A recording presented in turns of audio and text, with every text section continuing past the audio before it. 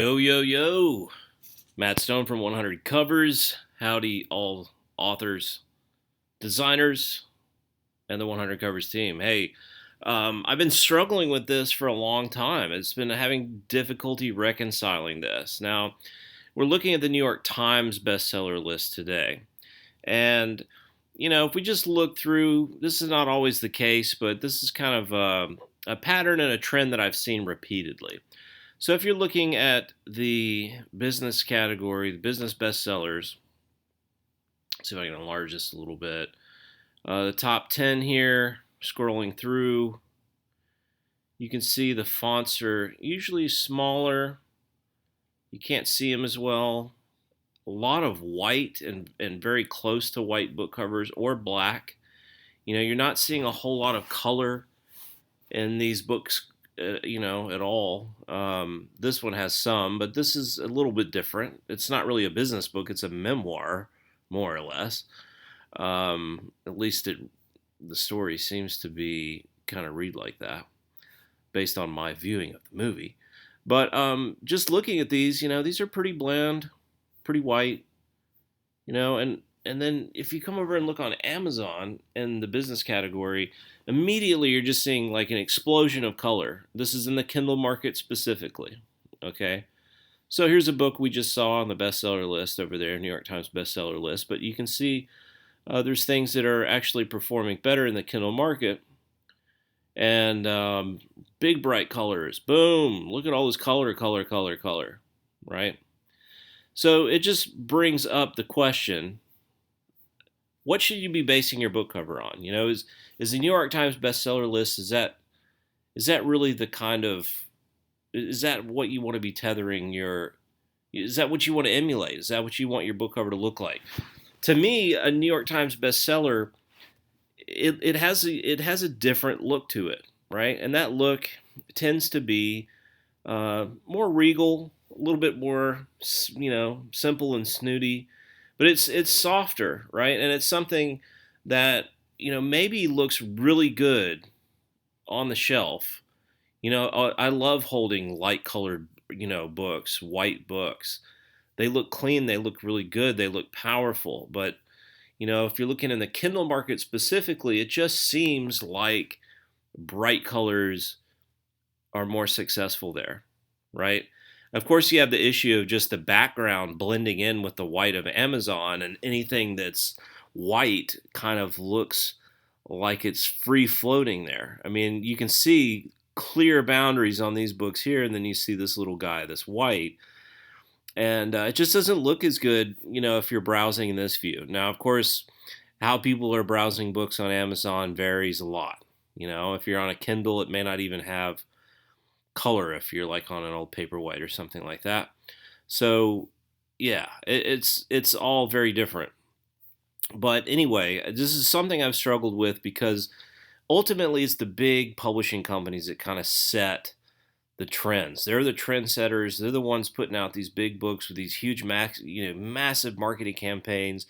Their book covers are getting seen by a lot of eyes, and they kind of set the standard.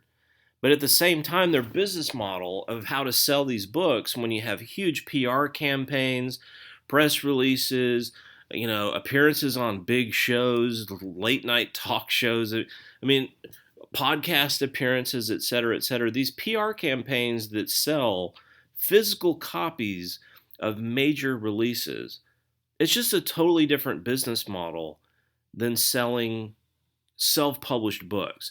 Self-published books are mostly going to be sold in their Kindle version, right? If you look at some of these traditionally published books coming out of the big publishers, you see the Kindle price $11.99, $12.99, $11.99. You see some, if we scroll long enough, I bet we would find some that are like $15.99, right? And what they do is there's a $16.99 on this big one. What they're doing is they are artificially trying to suppress ebook sales because they do massive print runs and they spend tens of thousands of dollars, sometimes more, to print thousands of copies of the book in physical form. And anything that doesn't get sold just becomes a loss, right? It becomes a really bad loss. and it takes up storage space somewhere.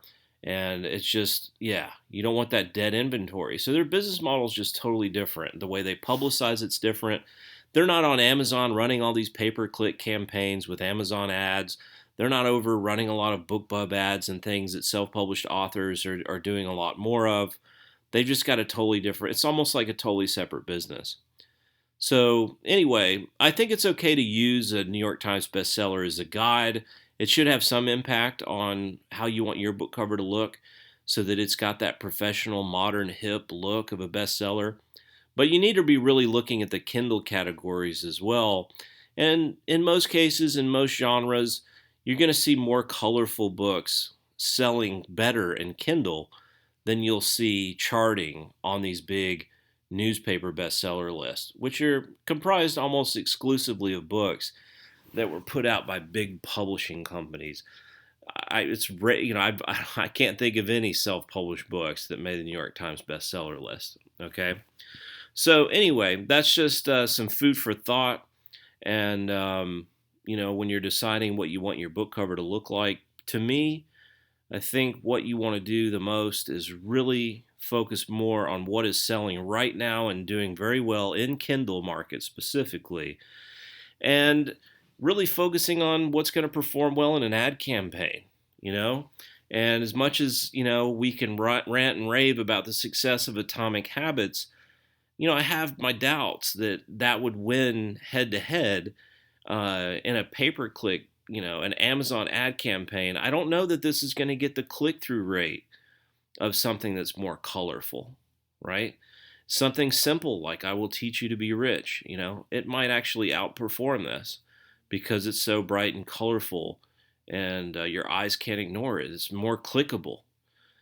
So something to think about when you are looking for the right metric, the right gauge to aim for when you're designing a book cover. So we end up being a little bit more on the colorful side and a little bit more fun and vibrant and eye-catching than what you're seeing in the New York Times bestseller list. And that's mainly what we're using as our gauge to have, help our clients be successful at 100 covers. So that's all I had to say on that topic, but I hope that was helpful. If you have any other thoughts or you want to share questions or, you got a specific question, hit me up in the comments. I'd love to engage in the comments a little bit and hear what you think.